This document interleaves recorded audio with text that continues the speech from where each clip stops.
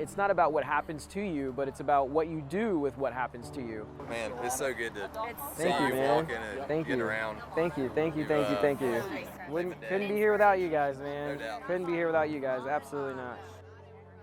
There we go, Mila. There we go, Mila. Yay, yay. Z. Are we good? Yep. Oh yeah, she seems happy. All right, let's do this. Oh my gosh. What people see today was already in my mind before I got here, and I think that's important for people to know is you have to believe first, you know, before you actually have that result come.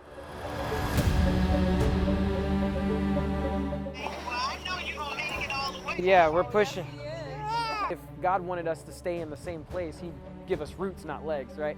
So the idea is we gotta get going though. We gotta get moving, and you gotta find something that will propel you forward.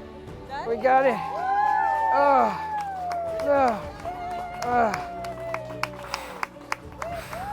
Oh man, feel great, feel awesome, feel blessed. Just life's good, man. Life's good.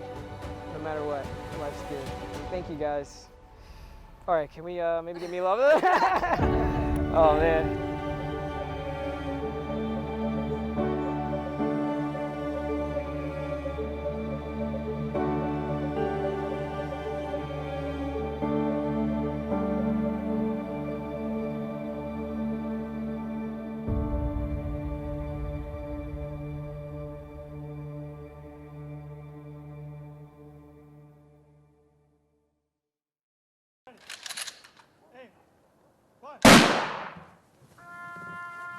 This is something that we've been waiting for many, many years, way overdue.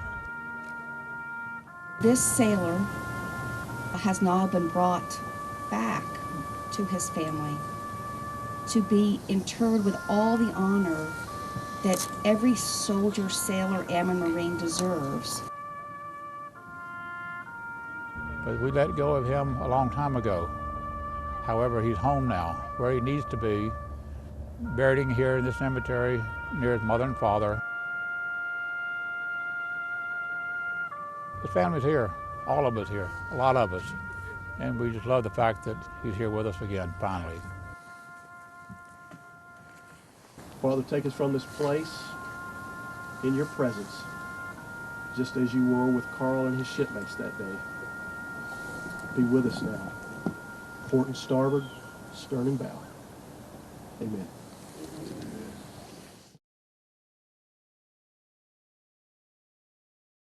The Greenville County Sheriff's Office says in the first half of the year there were hundreds of crashes on 385. Representatives with the city of Anderson tell me many people have been significantly impacted by the pandemic. And the same gunshots were heard by the Greenville City Police Department on a 911 call. And one last thing to note about that penny sales tax, those funds would also go towards creating a new kind of entertainment venue within the old Jonesville High School. Gordon, data from DHEC shows COVID-19 cases continue to fall across the state as nearly 1 million South Carolinians have received at least one dose of a COVID-19 vaccine. That's right. As you can see here in Hendersonville, no rain, no snow as of yet, but we know that's going to change in the next couple of hours and into the night. There's a new sheriff in town here in Union County after the Democratic candidate Jeff Bailey defeated the Republican candidate Tom Maccabee by about 900 votes. This case is so widespread, the list of victims even includes employees from the sheriff's office.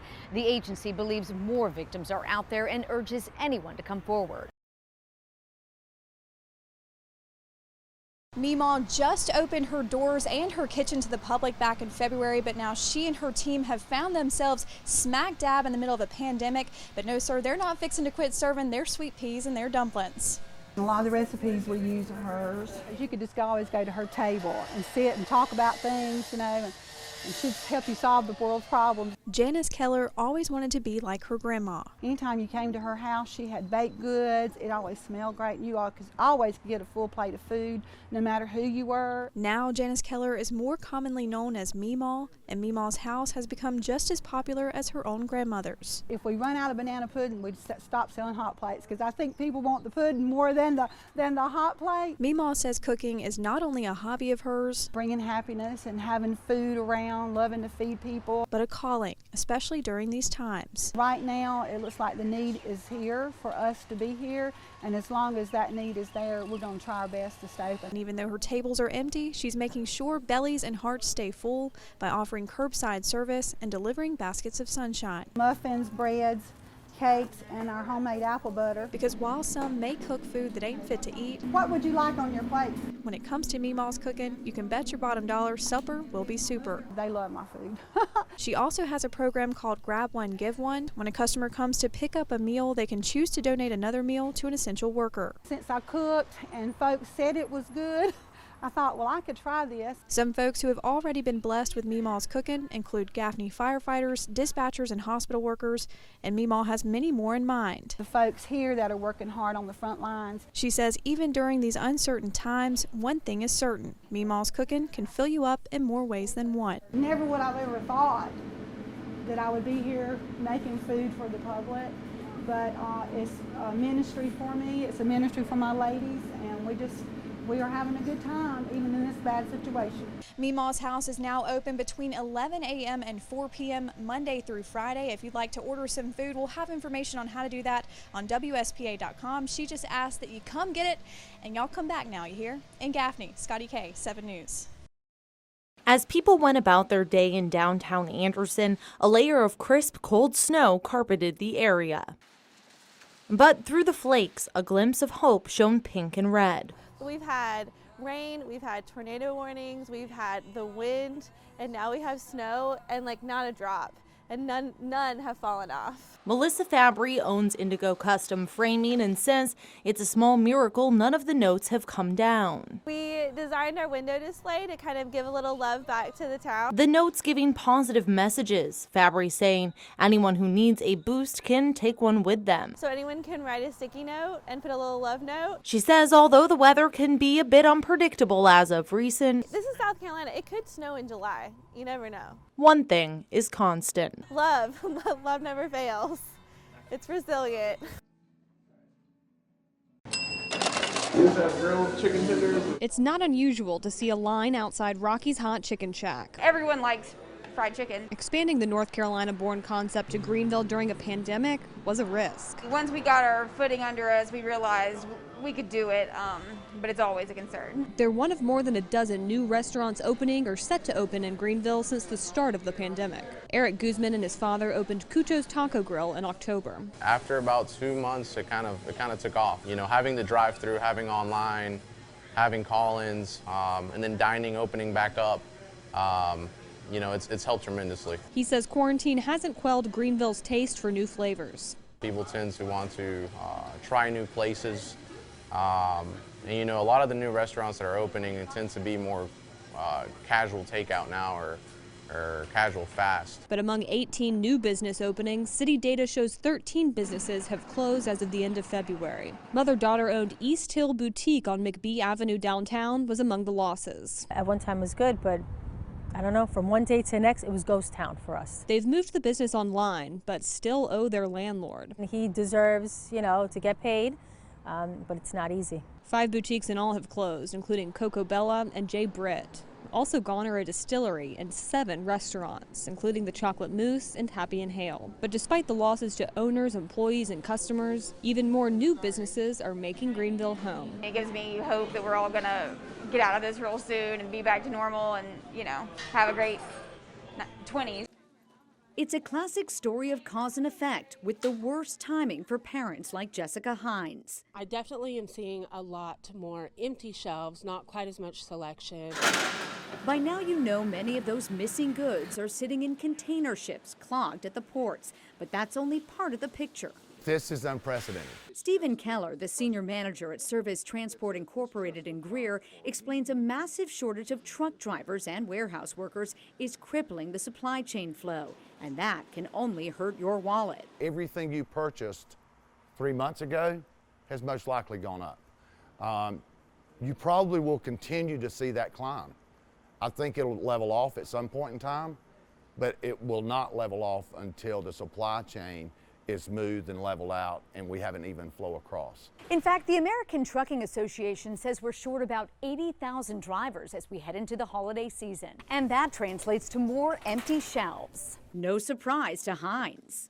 A couple things that I know that the girls would absolutely love. I've looked online, I can't get them, so I'm just trying to get ahead. It made me realize that it might be a little bit more difficult this year to get gifts and get things on time for them. Stores like Target have added overnight shifts to unload those trucks to ease some of the backlog. We normally know our trucks like a week in advance, but now we're just kind of playing it like day by day, night by night, because we are doing trucks overnight to make sure that we're getting it to the shelves within time. Relinda Harris with Target says there's no rhyme or reason on what's in short supply. Take electronics. Right now, TVs are abundant, but new Apple EarPods and the latest Nintendo Switch are hard to find. Christmas decorations may also be sparse, and even groceries are hit or miss, which means you may want to get that stuffing early. As for those cargo ships, the South Carolina Ports Authority says they're not seeing a backlog because of a major recent investment in a new terminal, which handles more containers. South Carolina invested just in the right time. We've invested a little over $2 billion in recent years in port infrastructure. Still, while Charleston has seen a slight uptick in retail goods at its ports,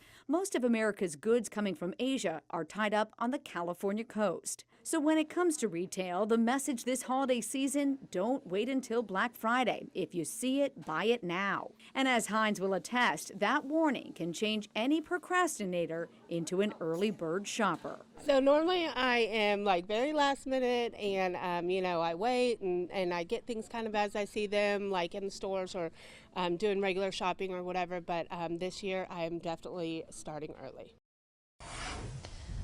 Well, Diane, it feels like there's another storm moving in right now. We're feeling raindrops and lots of heavy wind. Here in Walhalla, crews are working to fix power lines that are down for about a block on Main Street, leaving many homes and businesses in the dark tonight.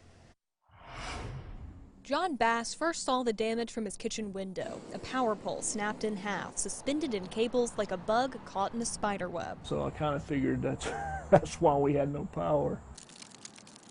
He says it happened early this morning, sometime after he got off work at 4 a.m.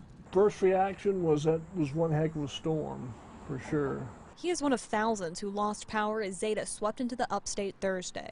According to the director of Oconee County Emergency Services, about 17,000 people were still without power Thursday afternoon. He said downed trees and power lines were the biggest problem, with some blocking roads. In West Union this morning, one man heard the thunderous sound of a tree falling. It landed on his vehicle. The homeowner says despite this big tree falling on his truck, it's really okay, except for just a few dents. On the other side of his yard, several other trees were also uprooted. Like most people in the area, John Bass got off relatively easy. His biggest complaint?